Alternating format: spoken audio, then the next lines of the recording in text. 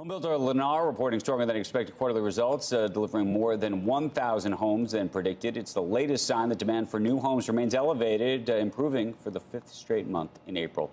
It's in stark contrast to the sales of existing homes, which continue to fall as high mortgage rates are forcing homeowners to sit on the sidelines. Joining us right now to talk more about the tightening housing market is Danielle Hale, chief economist at Realtor.com. Good morning to you.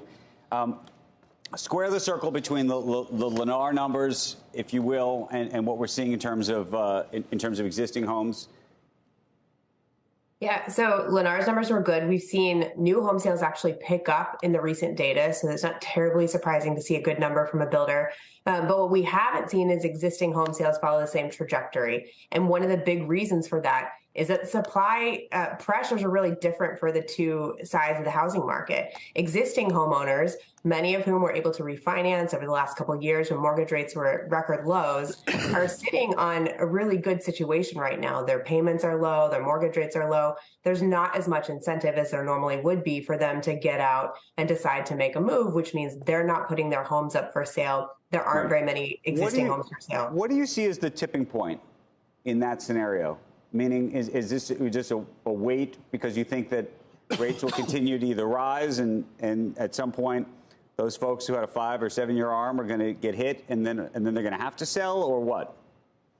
I don't think there are enough of those folks with the arms that we're going to see a hit. I think instead it's going to be a bit of a gradual return. The further we get from those refinancing points, the more time homeowners have to build up equity and the more their life can change to create the kind of situation where their current housing isn't a good fit for their needs. And I think those two factors are going to work together. I think, to your point about 5 and 7 year arms, it's probably going to be in around the 5 to 7 year mark. That's when we see homeowners tend to have enough situation change that they're looking at making a move, except for those people who are, having life changes now or job changes now. There are still a good number of those. We're looking at more than 4 million home sales throughout the course of the year, much lower than we saw during the pandemic, but people are still moving, just not nearly at the rate that we saw before. We're showing the various home builders on the screen, D.R. Horton, Lennar, you're looking at the Pulte Group, KB Home, et cetera. I mean, would you be bullish? I know you're not picking individual stocks, but would you be bullish on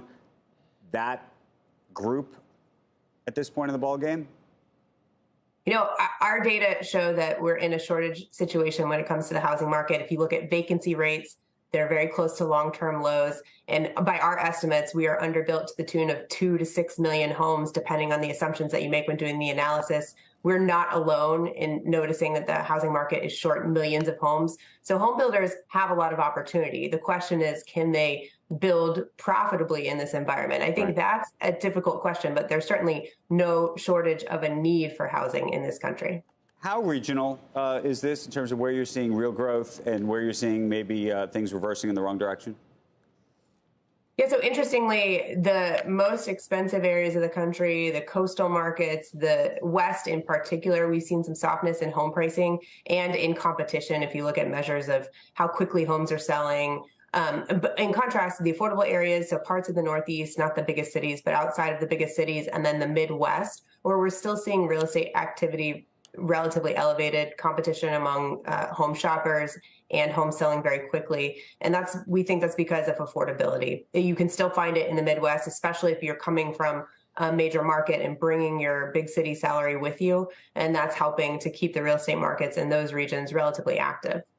Is your expectation that the economy gets tougher over the next year or gets better? I ask because that, I think, would underlie a lot of these your thesis here.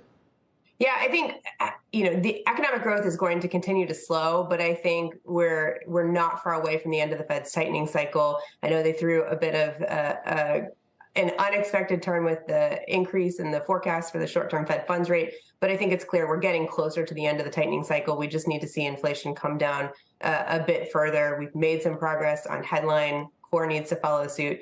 But I think once we see that happen, I think as we move into the second half of 2023 and into 2024, I think things are going to look better. Okay, Danielle, thank you. Appreciate it very, very much.